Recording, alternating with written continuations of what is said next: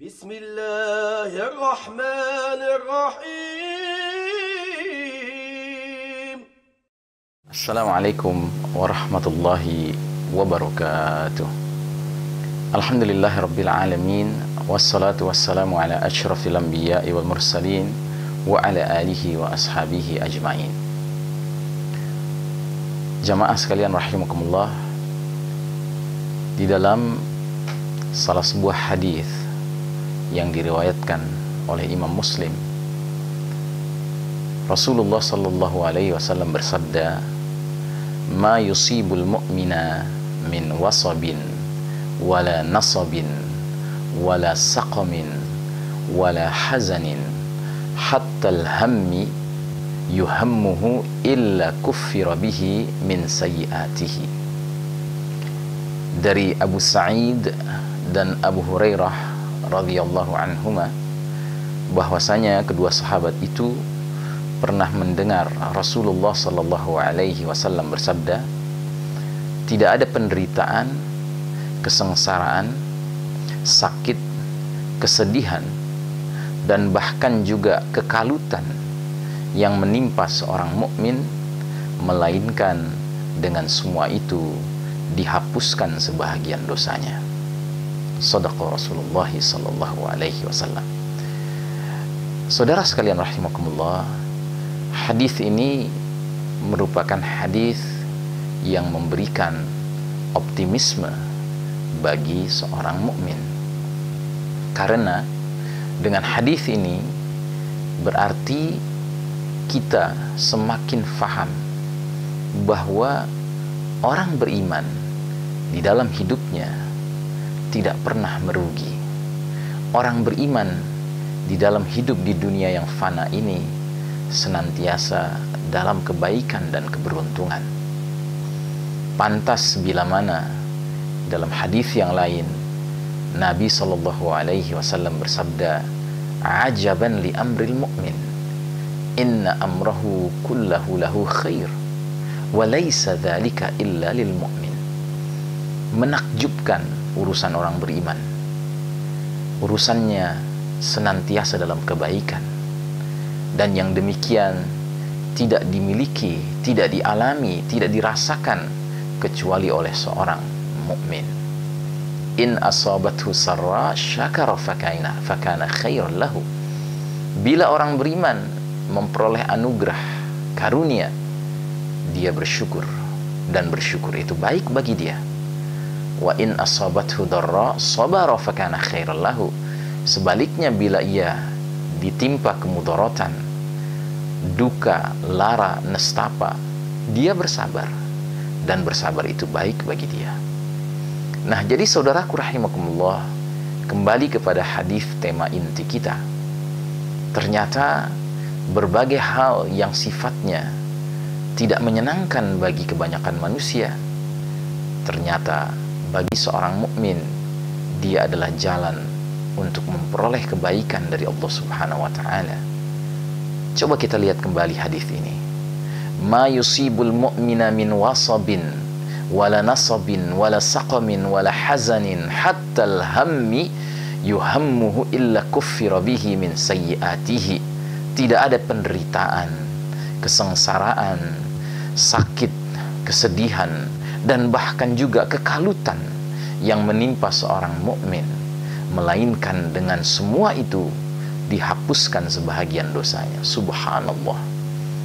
Jadi bila seorang mukmin mengalami penderitaan dalam hidupnya, mengalami kesengsaraan, ditimpa penyakit, mengalami kesedihan, entah itu karena kehilangan salah seorang anggota keluarganya, entah itu karena dia mengalami kerugian dalam bisnisnya, bahkan juga kata Nabi, alham, kekalutan, suatu perkara yang biasanya menimbulkan kepanikan bagi kebanyakan manusia, maka semua itu, kata Rasulullah sallallahu alaihi wasallam, akan menjadi sebab dihapuskan sebahagian dosa mukmin tersebut.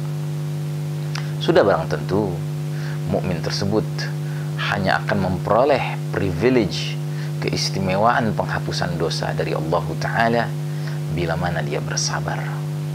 Oleh karenanya, kembali kita teringat betapa pentingnya sabar di dalam hidup seorang mukmin. Sebab sabar merupakan perkara yang menyebabkan dirinya sanggup memikul beban penderitaan, beban kesulitan hidup, beban penyakit yang dideritanya. Dan kesabaran itu pula lah yang memastikan dirinya mengalami proses takfirus sayyiat, penghapusan sebahagian dosa atau kesalahannya. Nah, saudaraku rahimakumullah, oleh karenanya kembali kita wajib untuk merenungkan, adakah selama ini kita termasuk orang yang sabar menghadapi berbagai kemudaratan yang Allah takdirkan dalam hidup kita, yang pada dasarnya kemudaratan itu jika kita sikapi dengan sabar justru menjadi jalan untuk menghapuskan dosa-dosa kita. Makanya Rasulullah SAW bila mana membesuk, menjenguk seorang sahabat yang sedang menderita penyakit, maka Nabi biasanya mengucapkan kalimat sebagai berikut: la ba'sa tahurun insyaallah. Tidak mengapa wahai saudaraku, penyakit ini akan menjadi pembersih. Tahurun insyaallah, pembersih insyaallah. Pembersih dalam pengertian menghapus dosa-dosa, tapi syaratnya sudah barang tentu bersabar. Nah, oleh karenanya saudaraku rahimakumullah, ada seorang sahabat yang sampai bertanya,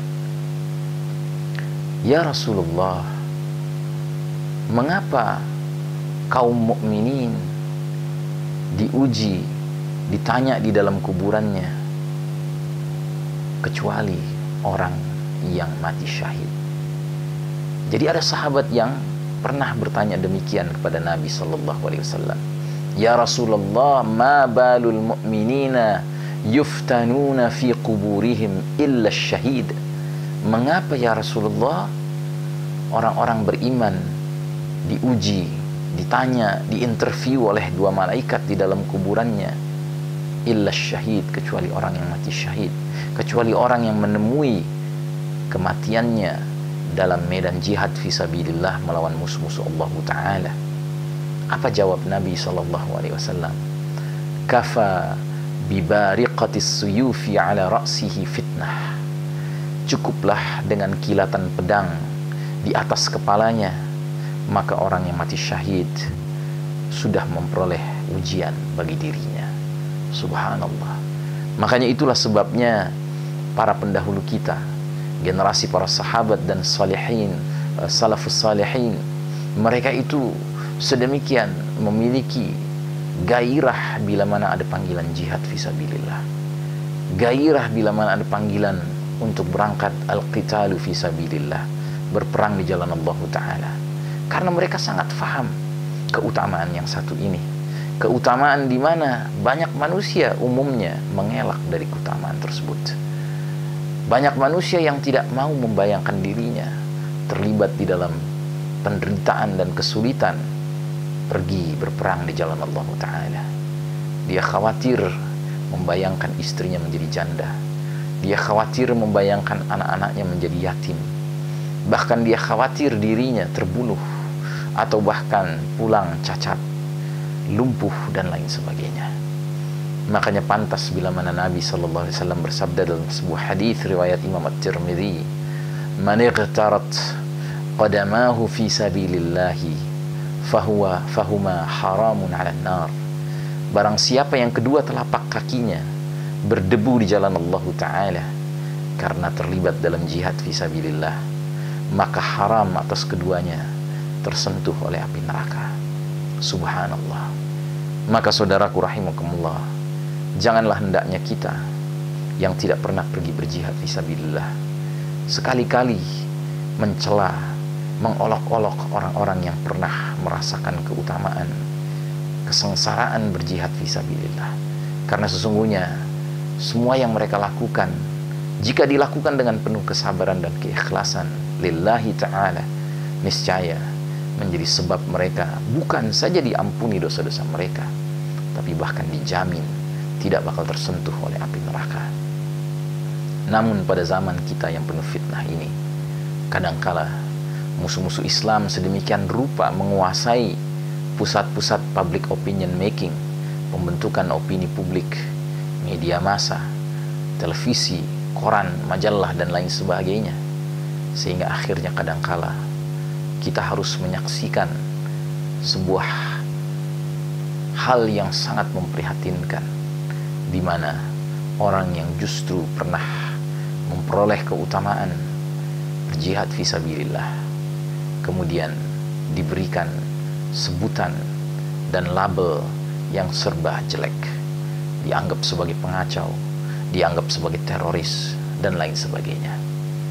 Maka sebagai penutup, marilah kita renungkan hadis sebagai berikut riwayat Imam Al-Bukhari, di mana Nabi SAW bersabda, "Innar rajula la ya'malu 'amala ahli al-jannati fima yabda'u lin-nasi wa huwa min ahli an-nar, wa innar rajula la ya'malu 'amali ahli an-nari fima yabda'u lin-nasi wa huwa min ahli al-jannah."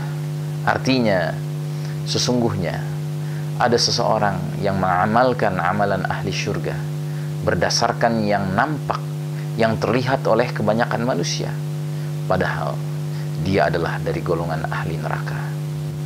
Dan ada seseorang yang mengamalkan amalan ahli neraka berdasarkan yang nampak, yang dinilai oleh manusia, padahal justru dia adalah dari golongan ahlul jannah, ahli syurga.